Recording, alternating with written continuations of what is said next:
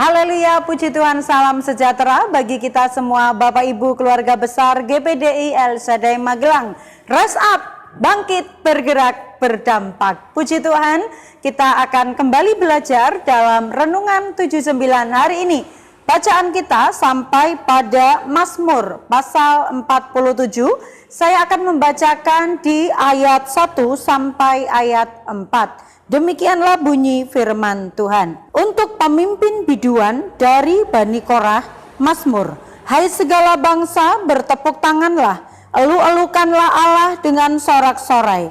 Sebab Tuhan yang maha tinggi adalah dahsyat, Raja yang besar atas seluruh bumi. Ia menaklukkan bangsa-bangsa ke bawah kuasa kita, suku-suku bangsa ke bawah kaki kita. Haleluya. Puji Tuhan, saya memberikan tema dalam renungan hari ini adalah penguasa semesta. Observasi yang dapat kita pelajari dalam bacaan kali ini, penulisnya ini adalah kemungkinan oleh anak-anak dari Bani Korah. Kemudian isi dari Mazmur ini adalah tentang nyanyian pujian yang merayakan kedaulatan Allah. Mari kita sama-sama menginterpretasi dalam pokok pembahasan kita. Dalam pemazmur, kalau kita melihat dari bacaan-bacaan yang sering kita baca, itu isinya seringkali adalah merupakan pengagungan, pujian, juga ucapan syukur atas kebesaran daripada Tuhan. Dan demikian juga di pasal ini tidak jauh dari hal yang demikian, ya. Ajakan pemazmur untuk memuliakan Tuhan sebagai Allah pencipta alam semesta, Allah yang maha tinggi, Allah yang di atas segala Allah, Allah yang berkuasa dan berdaulat atas segalanya. Bagaimana pemazmur mengajak para pembaca untuk memuliakan nama Tuhan ini, di mana orang-orang yang percaya adalah orang-orang yang mau mengagungkan Tuhan Allah pencipta alam semesta ini. Bagaimana bentuk pengagungan kepada Allah itu menurut bacaan kita di pasal 47 ini? Yaitu kita lihat di ayat yang kedua. Di ayat yang kedua di sana dikatakan adalah bagaimana pengagungan atau bentuk pengagungan itu kepada Tuhan dengan cara bertepuk tanganlah, itu ya di ayat yang kedua. Mungkin kita kalau berbicara tentang organisasi, ya, kita adalah orang-orang Pantai Kosta, kita adalah orang-orang GPDI, di mana waktu kita memuji Tuhan, kenapa sih kita harus bertepuk tangan? Kenapa tidak seperti gereja lain, tidak perlu tepuk tangan begitu ya? Nah, tepuk tangan ternyata di dalam Alkitab juga ditulis bagaimanakah orang-orang itu memberikan pujian dan pengagungannya kepada Tuhan, juga salah satunya adalah dengan cara juga bertepuk tangan. Bertepuk tangan ini untuk apa? Ya, kalau misalnya kita menonton sesuatu, kemudian apa yang kita tonton itu sangat luar biasa, sangat mengagumkan, sangat mempesonakan kita, maka tanpa disuruh, maka para penonton itu dia bisa berdiri, memberikan tepuk tangan, aplaus yang terbaik, ya. Itu adalah merupakan bentuk apresiasi. Karena apa? Hatinya senang dengan hasil apa yang dipamerkan dari apa yang ditontonkan itu. Nah, kalau kita mengagungkan Tuhan dengan cara bertepuk tangan, ternyata bahwa tepuk tangan ini juga adalah merupakan salah satu kita mengapresiasikan bagaimana perbuatan Tuhan yang dahsyat itu. Perbuatan Tuhan yang luar biasa itu juga bisa kita sanjung dengan tepuk tangan kita. Jadi bertepuk tangan ini bukan hanya sekedar supaya ramai, supaya ada bunyinya, ya. Oh, supaya ketukannya sama, tidak Bapak Ibu. Tetapi bahwa kita memuji Tuhan, mengagungkan Tuhan dengan bertepuk tangan itu adalah merupakan juga salah satu bentuk pengagungan kita. Kita mengapresiasikan tentang kedaulatan, kebesaran, dan perbuatan dahsyatnya Tuhan. Lalu tetap di ayat yang kedua, bentuk bentuk pengagungan kita kepada Allah sang penguasa, Allah sang pencipta itu juga dituliskan di ayat yang kedua adalah elu-elukanlah dia, elu-elukan ya. Elu-elukan, mengelu-elukan ini adalah bentuk sanjungan. Sanjungan kepada yang maha tinggi ya. Jadi kalau orang menyanjung itu kan meninggikan, mengelu-elukan gitu. Bagaimana dia rasa kagumnya, bagaimana rasa terpesonanya kepada satu pribadi gitu ya Bapak Ibu. Dan di sini pengagungan kita kepada Tuhan juga bisa berbentuk dalam artian mengelu-elukan kedahsyatan Tuhan. Siapa namanya? Nama yang ajaib. Siapa Allah kita? Allah yang dahsyat. Mengelu-elukan dengan segenap hati. Karena di ayat yang ketiga itu adalah merupakan kata mengelu-elukan itu adalah kata sanjungan. Bukankah kalau kita melihat seseorang tuh dia melakukan sesuatu yang baik atau melakukan sesuatu yang lebih atau punya prestasi yang lebih dengan apa yang dilakukan, kita menyanjungnya bukan? Ya. Nah, kita tahu bagaimana perbuatan dahsyatnya Tuhan itu. Meskipun Tuhan itu tidak makan puji, tapi Tuhan itu sangat menyukai umat-umatnya yang mengelu-elukan dia, menyanjung dia, memuji-muji dia, ya, adalah Allah yang berkuasa. Kemudian di ayat yang kedua juga, bentuk pengagungan kita adalah bersorak-sorailah. Orang yang bersorak itu tandanya hatinya dipenuhi dengan sukacita. Hatinya dipenuhi dengan kegirangan, itu di ayat yang keempat. Jadi bersorak-sorai itu adalah suara kegirangan. Apabila Bapak Ibu, apabila kita sementara beribadah, memuji Tuhan di gereja, kita bernyanyi sampai suara kita terdengar, bagaimana kita bertepuk tangan, bagaimana kita mengelu-elukan, menyanjung Tuhan dengan dahsyat, dengan hati yang sesungguhnya, hati yang sepenuhnya. Kemudian kita bersorak-sorai, haleluya, puji Tuhan, terpujilah Engkau. Kita menyanjung Allah yang besar itu dari hati yang penuh dengan kegirangan. Jadi bahwa orang-orang yang bersorak-sorai kepada Tuhan itu adalah karena hatinya sudah mengalami banyak pertolongan Tuhan, sehingga dia dipenuhi dengan sukacita, dipenuhi dengan kegirangan, dan hati yang bergirang, hati yang bersuka itu tadi bersorak kepada Tuhan. Jadi sorak-sorai ini adalah merupakan suara kegirangan dari Tuhan, yaitu suara kegirangan karena kemenangan, itu di ayat yang keempat. Jadi Bapak Ibu, kalau kita memuji Tuhan, pujilah dengan sungguh-sungguh. Kalau kita bersorak bagi Tuhan, bersorak-sorailah dengan sungguh-sungguh. Waktu engkau bertepuk tanganlah dengan sungguh-sungguh.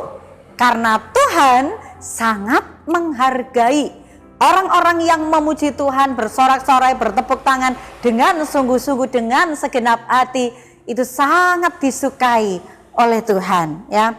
Mengapa Tuhan harus diagungkan? Kenapa harus Tuhan, ya? Di dunia ini banyak ilah-ilah lain, mungkin banyak aktris-aktris atau mungkin banyak orang-orang yang bisa diidolakan. Kenapa Tuhan harus diagungkan?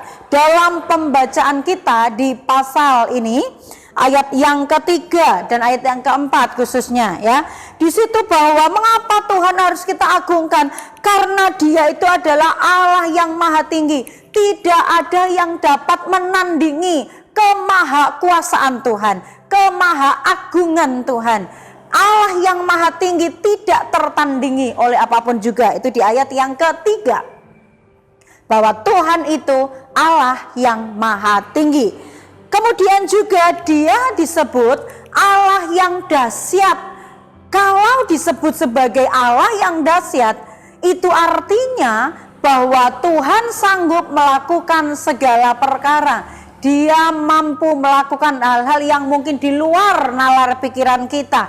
Kedahsyatan dan keajaibannya Tuhan itu karena Dia punya kuasa, Dia punya kendali atas alam semesta ini. Dia adalah penguasa dunia ini. Dia yang menciptakan alam semesta ini. Itu sebabnya kedahsyatannya itu tidak dapat ditandingi oleh apapun juga.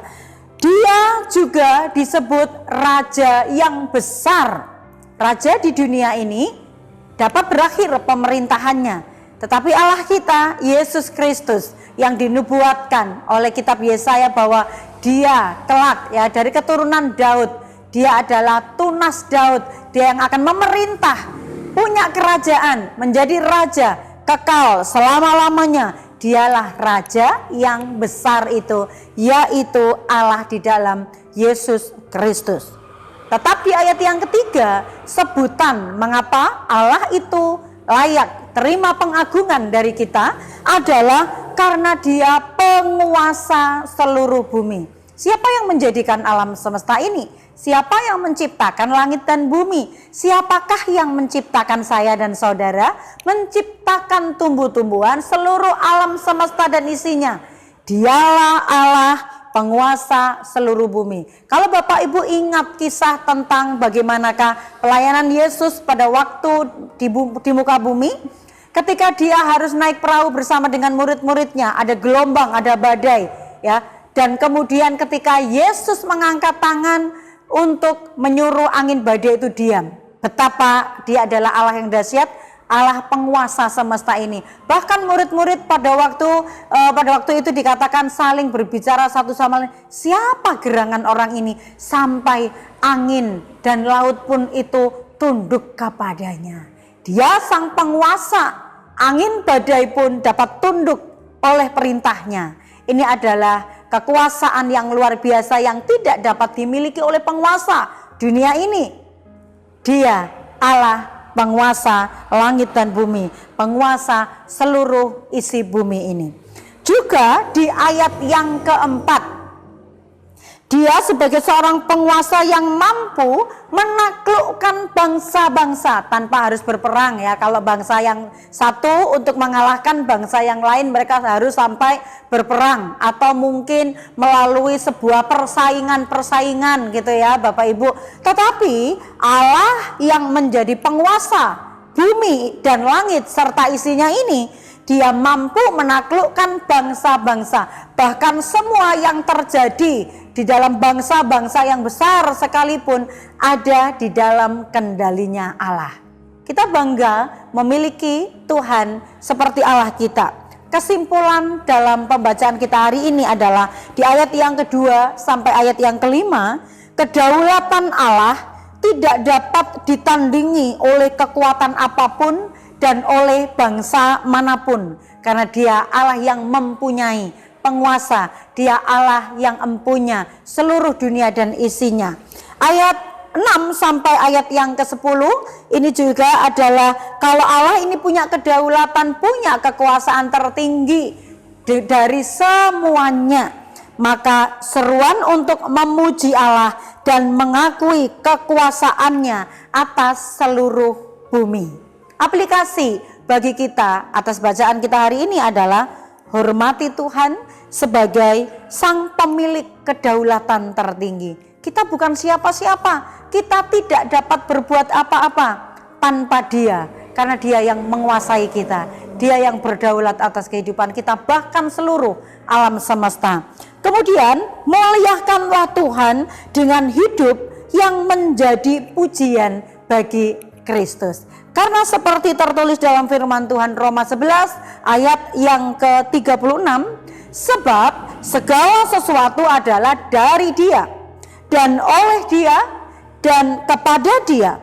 Bagi Dialah kemuliaan sampai selama-lamanya. Kemuliaan dunia ini terbatas. Kemuliaan dunia ini bisa berakhir, tetapi kemuliaannya Tuhan kekal selama-lamanya. Karena Dia adalah penguasa, Dialah Allah yang berdaulat atas seluruh kehidupan alam semesta. Puji Tuhan, haleluya.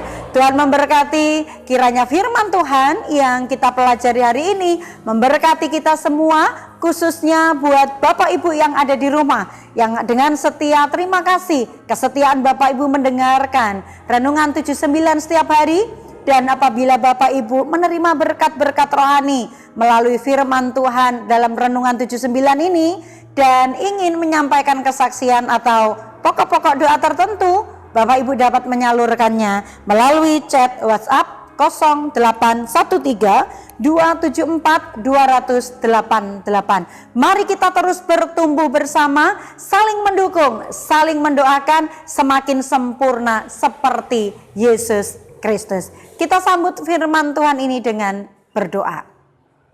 Terima kasih Tuhan, karena Engkau Allah yang baik, Allah yang setia, Allah yang tidak pernah berubah, Allah yang terus mengasihi, dan kasih-Mu itu kekal selama-lamanya. Kami bersyukur masih hidup sampai hari ini, sehingga kami terus ada di bawah kedaulatannya Tuhan. Hidup kami diatur oleh Tuhan. Bahkan alam semesta raya ini semuanya dikendalikan oleh Tuhan. Biarlah melalui pembacaan firman-Mu hari ini, kami belajar merenungkan, mengerti bahwa segala sesuatu yang terjadi ada di dalam kendalinya Tuhan. Terima kasih Tuhan. Siapakah Allah seperti Engkau yang mengampuni dosa dan yang memaafkan pelanggaran dari sisa-sisa milik-Mu sendiri, yang tidak bertahan dalam murka-Mu untuk seterusnya, melainkan berkenan kepada kasih setia.